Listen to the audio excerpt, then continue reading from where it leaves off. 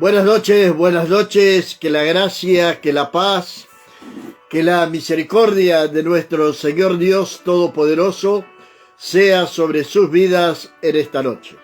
Agradecemos a Dios por poder estar aquí nuevamente junto con todos ustedes en este inicio de semana.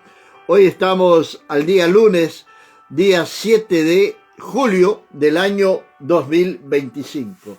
Y somos agradecidos al Señor por poder estar aquí en esta noche para compartir una palabra de Dios directamente del corazón de Dios para mi corazón, para su corazón, para nuestros corazones. Que el Señor venga a hablar con nosotros en esta noche a través de su santa y maravillosa palabra. Hoy queremos comenzar esta semana a hablarles sobre el inicio del ministerio de nuestro Señor y Salvador Jesucristo de Nazaret, el Hijo de Dios, nuestro Redentor. Buenas noches, Rosa, en la ciudad de Solimar. Que Dios te bendiga poderosamente en esta noche. Que la paz, que la gracia, que la misericordia de nuestro Señor Dios Todopoderoso sea sobre tu casa, sobre tu familia, desde ahora y para siempre. Y estamos comenzando esta transmisión y vamos a comenzar desde el día en que Jesús leyó el pergamino en la sinagoga. La Biblia, las Escrituras, dan varias señales cómo sería el Mesías. Los fariseos conocían sus escritos, conocían la Torá, conocían todos los escritos judaicos, rabínicos, y sabían que realmente Jesús podría ser el Mesías. Y la primera señal que Jesús dio de que Él era el Mesías fue cuando Él abrió los pergaminos para leer la palabra. Pero antes de eso, para que podamos entender, vamos a Mateo, capítulo número 23, versículo número 2, versículo número 1 y 2 hasta el 3, donde dice: Entonces habló Jesús a la gente y a sus discípulos, diciéndoles: En la cátedra de Moisés se sientan los escribas y los fariseos. Así que todo lo que os digan que guardéis, guardalo, y hacelo, mas no hagáis conforme a sus obras, porque dicen y no hacen. Pero queremos resaltar el inicio del versículo número 2, el comienzo del versículo número 2, cuando dice en la cátedra. La cátedra es una palabra griega que quiere decir silla, que quiere decir asiento, o que quiere decir también una especie de trono. En la antigüedad se sentaban detrás, allí en el púlpito, vamos a decir así, en la sinagoga, todos los maestros de la ley. Y en cada sinagoga, allí había una silla, que esa silla era la que decían que estaba destinada para el Mesías. Era la silla de Moisés, la silla en la cual se sentaría aquel que sería el Mesías. Y siempre estaba allí esta silla en todas las sinagogas. Ahora, llegamos a Lucas, capítulo número 4, versículo número 16, cuando la palabra de Dios comienza diciéndonos que vino Jesús ¿a dónde? A Nazaret. Vino a Nazaret, donde se había criado, y en el día de reposo entró a la sinagoga conforme a su costumbre y se levantó a leer. Las sinagogas eran un lugar de adoración a Dios. Las sinagogas surgieron durante algunas costumbres que vamos a ver aquí, surgieron durante el exilio en Babilonia. Cuando estaban en Babilonia, entonces surgieron algunas costumbres y luego esto fue perdurando detrás del tiempo. Buenas noches allá en Canasvieiras, Florianópolis, a Estela, Luciano y Sofía. Que Dios los bendiga poderosamente en esta noche.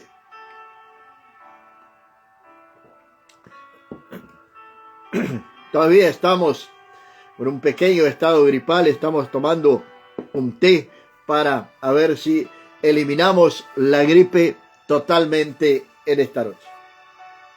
Bien, comienza entonces a surgir las sinagogas en Babilonia. Pero en Babilonia también, en el comienzo, cuando el pueblo fue llevado en el exilio, y muchas veces les prohibían leer la palabra de Dios. Era prohibida la lectura de la palabra de Dios. Entonces las familias se reunían en diferentes casas y como no podían tener, vamos a decir así, para que usted pueda entender una Biblia, las personas memorizaban pasajes enteros de las Escrituras para poder entonces después compartir en aquellas reuniones donde luego aquello fue dar origen a la sinagoga. Y Jesús vino a Nazaret y él estaba allí y no era la primera vez que él iba a leer la palabra, que iba a leer en aquel día allí en la sinagoga de Nazaret, conforme a su costumbre, y se levantó a leer. Y se le dio el libro del profeta Isaías, y habiendo abierto el libro, halló el lugar donde estaba escrito: El Espíritu del Señor está sobre mí, por cuanto me ha ungido para dar buenas nuevas a los pobres. Me ha enviado a sanar a los quebrantados de corazón, a pregonar libertad a los cautivos y vista a los ciegos, y a poner en libertad a los oprimidos, y a predicar el año agradable del Señor.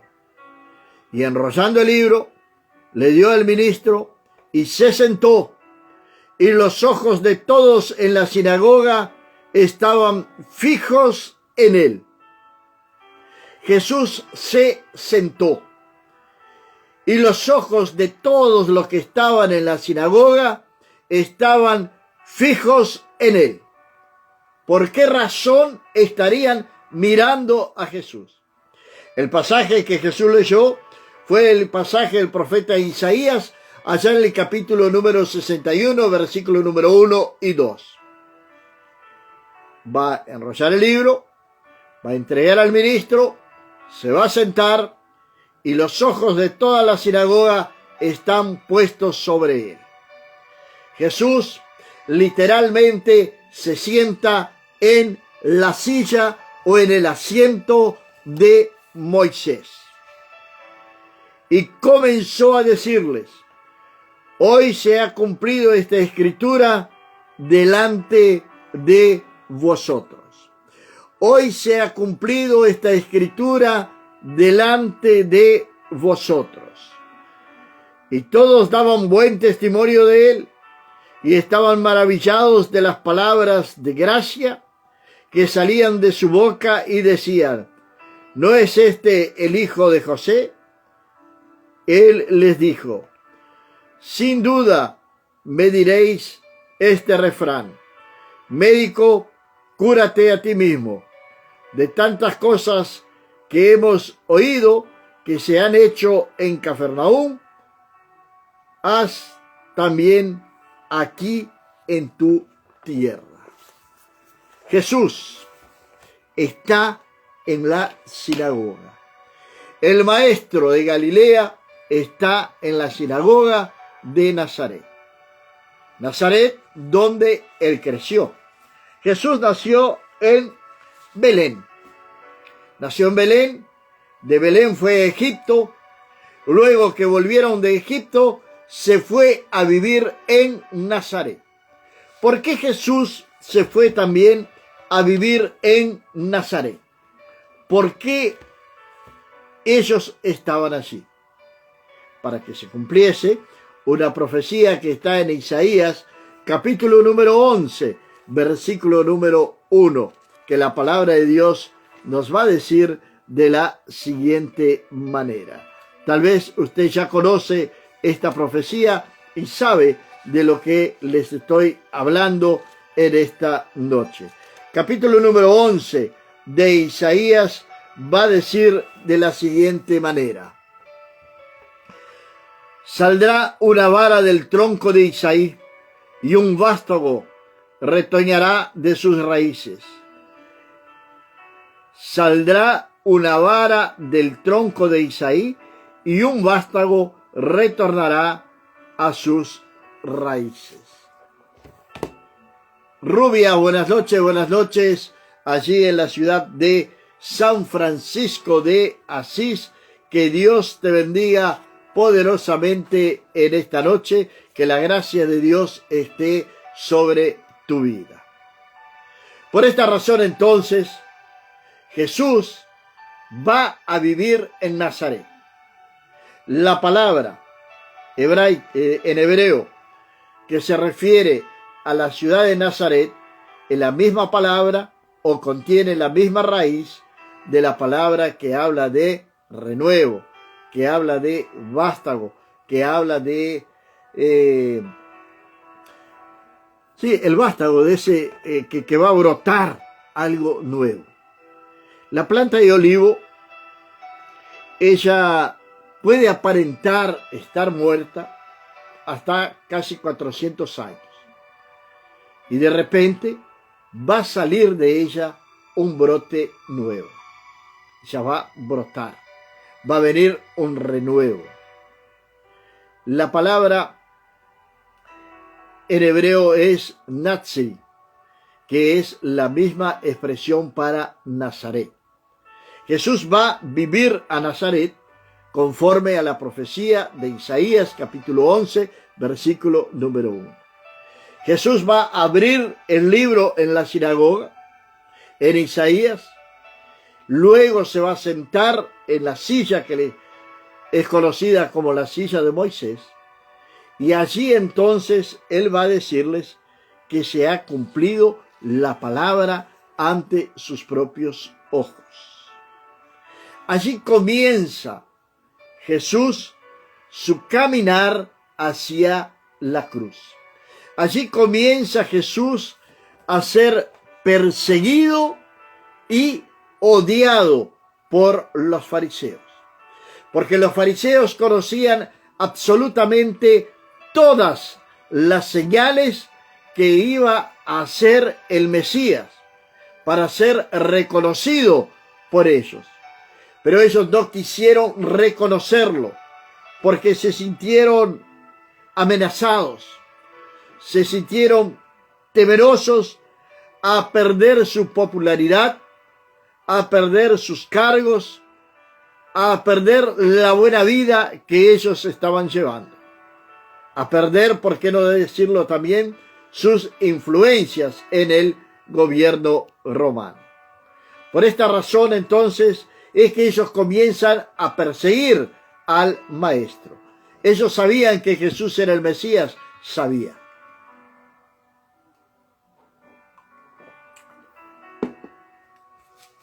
Y Jesús muchas veces los va a acusar, los va a llamar de sepulcros blanqueados, como aquí mismo en Mateo 23, cuando él dice que aquellos que están sentados o que están en la cátedra de Moisés, se sientan los escribas y los fariseos.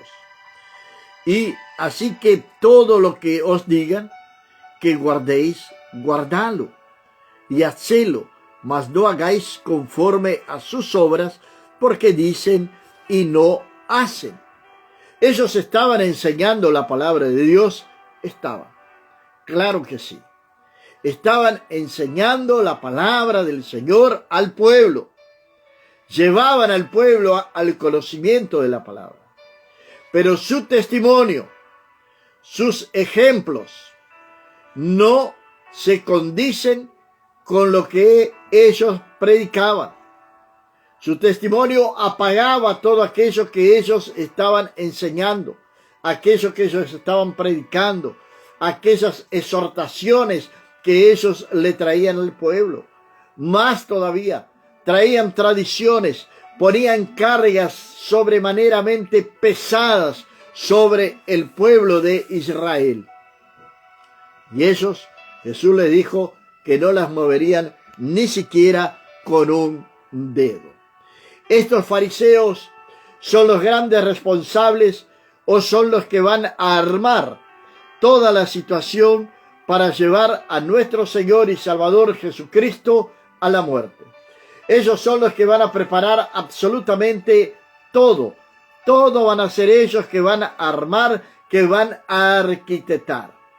¿Había algunos fariseos piedosos? ¿Existían? Sí. ¿Los fariseos eran todos malos? No.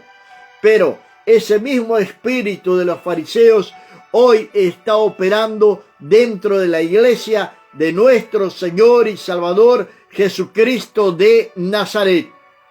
Ese mismo espíritu está actuando hoy dentro de la iglesia de nuestro Señor y Salvador Jesucristo. ¿Cómo y de qué manera? Por hombres que se hacen llamar de hombres de Dios. Hombres incautos, perversos, arrogantes, amadores de sí mismos, amadores del dinero, amadores de la fama, que usan la palabra de Dios de acuerdo a sus propias concupiscencias y que justifican muchas veces sus propios pecados con la propia palabra del Señor, trayendo una enseñanza falsa, produciendo muchas herejías. Estamos hoy, viviendo el tiempo de la apostasía en la iglesia de nuestro Señor y Salvador Jesucristo. Un poco más y algunos se ponen en el propio lugar de Cristo. El mayor testimonio que tenemos para darles a la gente, al pecador, al hombre que no conoce la palabra de Dios, al hombre que quiere tener un encuentro con Dios, que quiere conocer a Dios, es a través de nuestro propio testimonio. Y esto es algo extremadamente serio, porque nosotros hoy hemos dejado, o muchos han dejado de lado, la verdadera santidad. Ya no viven en santidad. Hoy la iglesia se ha convertido en muchos lugares como un lugar, como un club social, para que usted me entienda, donde allí hay muchas fiestas, pero la palabra de Dios no está surtiendo efecto. ¿Sabe qué pasó cuando Pedro predicó el primer mensaje? La palabra de Dios dice que gruñían sus dientes. Gruñían sus dientes. Las personas quedaban furiosas. Tenían un encuentro con ellas mismas. El mensaje de la palabra de Dios los confrontaba con ellos mismos. Así como también el mensaje de Jesús, así como también el mensaje de Juan Bautista. Tanto Juan Bautista como Jesús, como Pedro, comenzaron entonces sus ministerios hablando la misma palabra, llamando al arrepentimiento. Juan, cuando después de mucho tiempo de silencio, su primera palabra fue de arrepentimiento. Arrependéis, arrepiéntanse de sus pecados. Las palabras de Jesús, arrepiéntanse. Las palabras de Pedro, arrepiéntanse. Las palabras de hoy, Dios te va a prosperar. Continúa adelante. Dios tiene mucho para darte. Dios te va a dar un auto. Dios te va a dar una casa. Dios te va a dar un avión. Dios te va a dar un banco. Y por ahí van yendo. Pero la palabra arrepentimiento ya no se utiliza mucho. Y el Mesías vino para esto. El Mesías vino para esto, para llamarnos a una realidad. Los fariseos no quisieron reconocer esa realidad, porque ellos ya se habían corrompido, ya eran corruptos. Pero triste es cuando en nuestros tiempos de hoy vemos supuestos hombres de Dios que se han corrompido, que son hombres corruptos y quieren llevar la palabra de Dios para otro lado. El Mesías, el Hijo de Dios, comenzó allí en Nazaret, se sentó en la silla de Moisés, se presentó ante aquella sinagoga, leyó el libro de Isaías 61, versículo 1 y 2. Buenas noches, María, aquí en la ciudad de Casequí, Río Grande del Sur.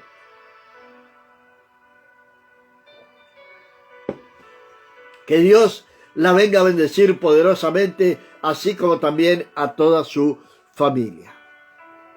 Y en esta noche podría preguntarte, ¿cuál es tu actitud con el Hijo de Dios? ¿Cuál es tu actitud con el Mesías? Él vino para traer salvación. Él vino para traer arrepentimiento. Él vino para hacernos un llamado a la vida eterna. Él está sentado en un trono en el día de hoy. Está sentado a la derecha de Dios. Está sentado en su trono. Ha recibido la gloria del Padre. El Padre se ha glorificado en él y él se ha glorificado en el Padre. Y nosotros nos glorificamos en él. Porque sin él no somos absolutamente nada. Solamente a través de Jesús podremos alcanzar la salvación. Solamente a través de Jesús podremos alcanzar la sanidad. Solamente a través de Jesús podremos entender la profundidad del Evangelio. Podremos entender todo lo que Dios tiene preparado para cada uno de nosotros. La palabra de Dios nos está diciendo que cosas que ojo no vio, que no pasó por el corazón del hombre, que ni oído oyó, son las cosas que Dios tiene preparado para aquellos que caminan juntamente con él, para aquellos que están unidos a él. Y el Señor está sentado en su trono de gloria, el cual fue conquistado a través del sacrificio en la cruz del Calvario. Jesús el Mesías, vino para traer salvación, vino para traer esperanza, vino para traer la vida eterna. Jesús también, después de esto, él va a hacer 4 milagros que solamente el Mesías los podría hacer.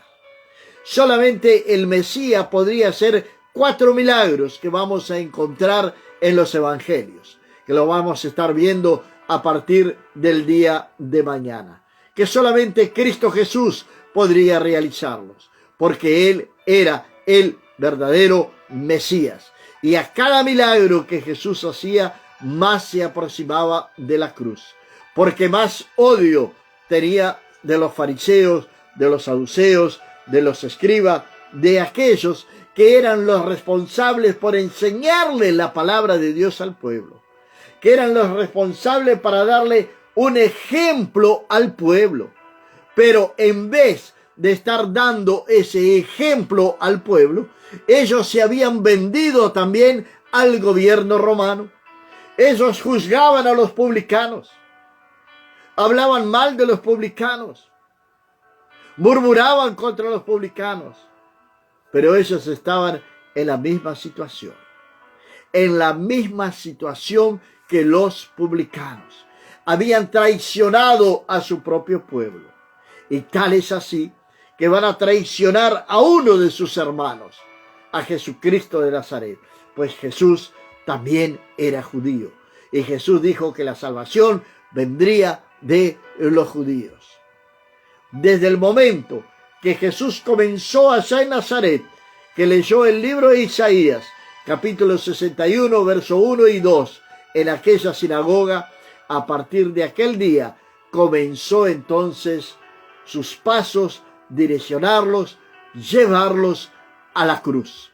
La cruz que era necesaria, extremadamente necesaria, para que a través de esa cruz nosotros pudiésemos tener nuestras vidas totalmente restauradas.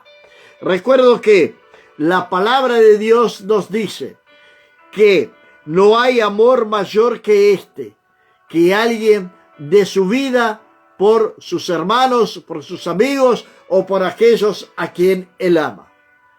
Imagínense, Jesús se ofreció voluntariamente a morir en la cruz, por amor a nosotros. El Padre, Dios eterno, va a entregar su Hijo a la muerte para que venga a morir para ser la redención de nuestros pecados. Y Él va a llevar sobre sí todos nuestros pecados, todas nuestras faltas, todas nuestras enfermedades. El castigo de nuestra paz irá sobre Él, y aún por sus llagas seremos curados. Todo esto lo va a hacer el Señor en un paquete solo.